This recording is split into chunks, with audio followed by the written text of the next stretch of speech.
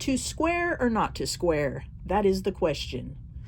We are going to be squaring up this half square triangle block. I have several that I need to do for my project, and I'm using the self-healing rotary cutting mat by Creative Grids.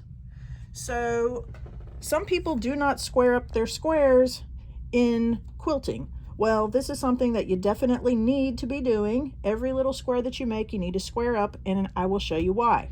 First of all, let's do the squaring. This block needs to be 6.5 inches by 6.5 inches.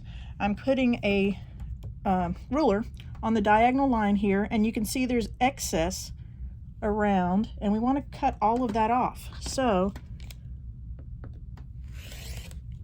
there's one strip,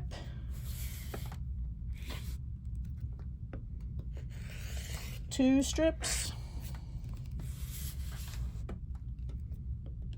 three strips, and 4 strips. Get that little piece. Okay, now I've been doing this for a little while, and this one is squared and ready to go to be pieced into rows. This is how much little strips I've got off of several blocks. Now, out of just 2 blocks, you can see I have 8 strips here, and that equals 1 whole inch. So just 1 inch from 2 blocks of trimming, that is how much your quilt can be off in a big way if you don't do the trimming.